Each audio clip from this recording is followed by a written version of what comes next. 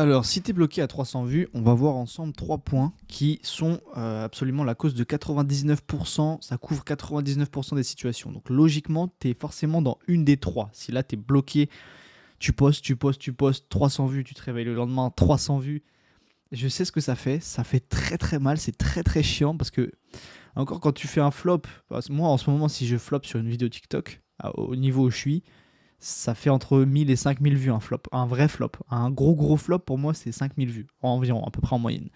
Donc c'est un flop mais ça fait moins mal à l'ego que quand il y a 300 vues. Je sais ce que ça fait.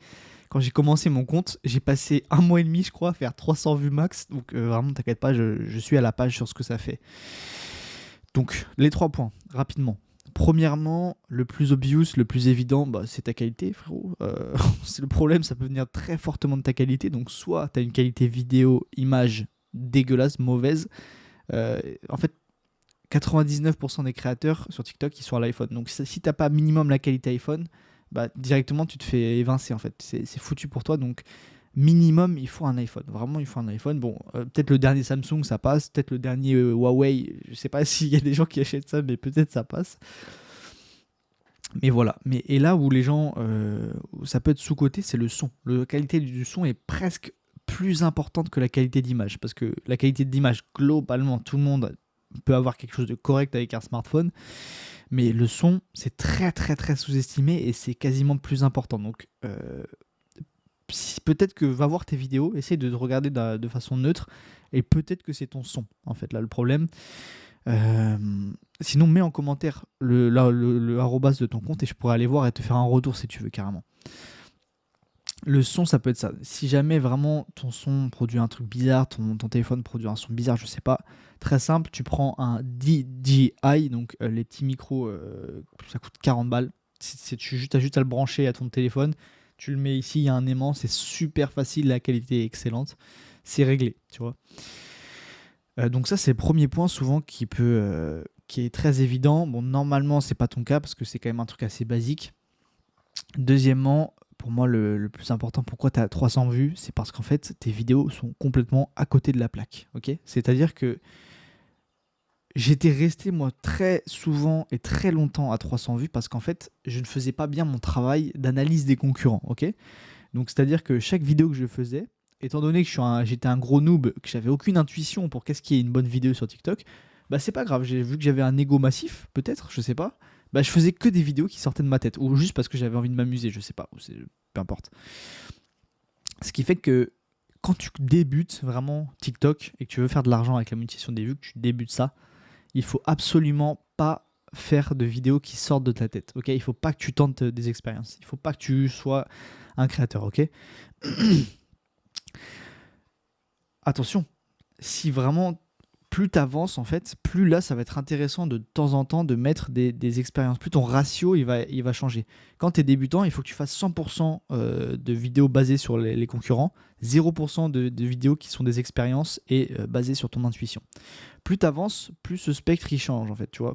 Par exemple, moi où je suis rendu actuellement, peut-être que si je tourne 4 TikTok, peut-être j'en fais une expérience. Donc j'ai un ratio de 4 pour 1, 3 pour 1. Ok.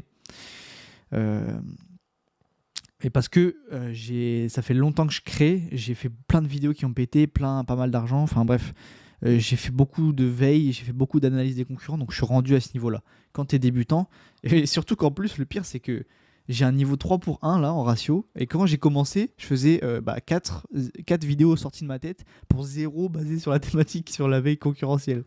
Donc ce qui paraît fou, parce que du coup, j'étais encore plus nul. Mais ça, je pense que c'est une grosse erreur quand on est débutant. C'est peut-être la plus grosse parce que certes, il peut y avoir ton hook qu'on va voir dans la prochaine, ok. Mais je pense que globalement, 300 vues, c'est que tu es à côté de la plaque. Vraiment, si tu es débutant, là, normalement, tu es débutant ou tu galères ou peut-être tu as une phase où tu es moins bien, là, base-toi sur ta veille. Là, il y a deux options. Soit tu es débutant, t'as pas fait de vidéos qui ont pété.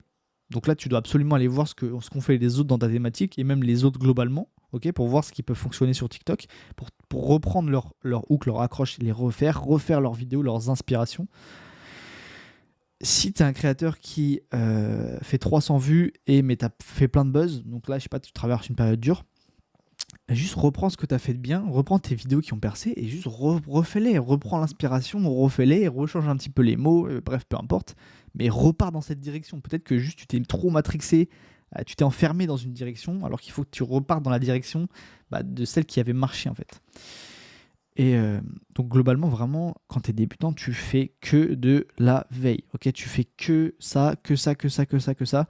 Et logiquement, tes vidéos ne peuvent pas flop en fait. Parce que du coup, c'est pas ton propre, c'est pas ton intuition, ton talent qui est mis à l'épreuve. C'est juste que, en fait, tu te bases sur quelque chose qui a été déjà fait.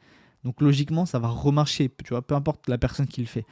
Alors qu'une expérience, c'est beaucoup plus dur à faire percer. En fait, le truc, c'est que quand tu te bases sur l'analyse de tes concurrents, tu es quasiment garanti que la vidéo elle perce un minimum, ok. Quand tu fais une expérience, une vidéo expérience, t'es pas du tout. En fait, elle peut faire un énorme flop et globalement, dans une vidéo expérience, dans, je sais pas, 80% des cas, elle va flop. Elle va faire un gros flop. Mais par contre, si jamais tu réussis ton pari, ton expérience, elle s'avère valide, en fait, là, tu vas tout prendre. C'est exactement ce qui s'est passé pour moi. J'ai fait une vidéo expérience la semaine dernière, ou il y a une semaine et demie, je sais plus. Elle a fait 3,7 millions de vues. Donc tu vois, mais si elle aurait pu aussi faire 1000 vues. Mais quand tu fais une expérience et qu'elle est bonne, là par contre tu gagnes le pactole en fait. Là c'est vraiment le gros lot. J'aurais jamais pu faire autant avec une vidéo basée sur une veille parce qu'en fait quelqu'un l'a déjà fait avant. Donc là vu que c'est de la nouveauté en plus, ça pète tous les scores. Mais ça c'est vraiment si tu es dans un niveau avancé. Tu vois, ne tente pas d'expérience tant que tu n'es pas avancé, tant que tu gagnes pas tes premiers euros, tant que tu n'as pas tes premiers résultats. Parce qu'en fait sinon tu vas te décourager vite. Et le truc, c'est que là, tu peux te dire aussi, ouais, mais moi, j'ai envie de m'amuser, j'ai envie de prendre plaisir dans ce que je fais, dans ce business-là, dans la création de contenu, ce que je comprends absolument. Mais le problème, c'est que quand tu n'as pas de résultat, tu prends pas plaisir, en fait. Tu vois, c'est comme si tu joues au tennis, quand tu es vraiment un noob total, en fait, juste, tu n'arriveras pas à renvoyer la balle. Donc, tu peux pas dire, oui, mais moi, je m'en fous de tes conseils, je veux juste m'amuser. Oui, mais non, tu peux pas t'amuser parce que tu sais pas comment on renvoie juste la balle déjà. Donc, déjà, apprends à renvoyer la balle et ensuite, on va voir, tu vois. Là, c'est un peu la même chose. Déjà, apprends à faire un petit peu de vue en te basant sur tes concurrents et ensuite, on verra. Déjà, tu auras un petit peu de résultats.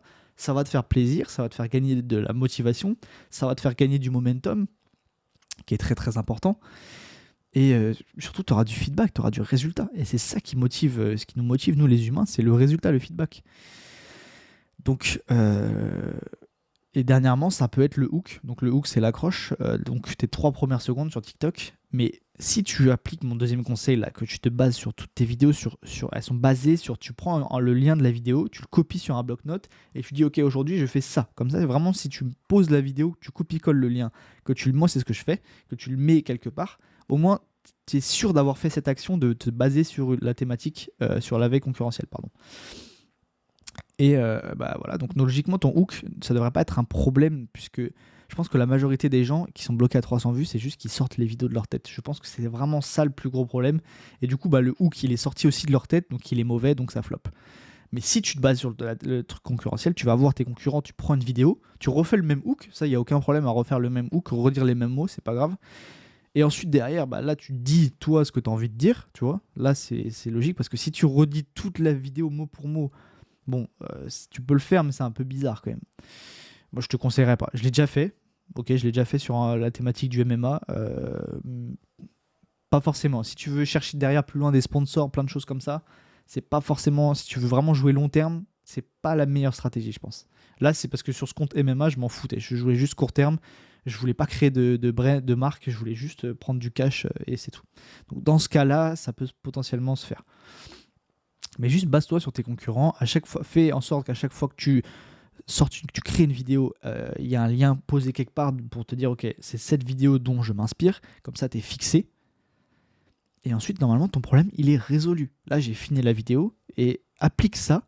Et normalement, c'est bon. Ton problème est résolu, ok. Mets un j'aime et on se dit à demain pour une prochaine vidéo. Je poste 5 fois par semaine. Ouais. Allez, ciao. Gros bisous, mec.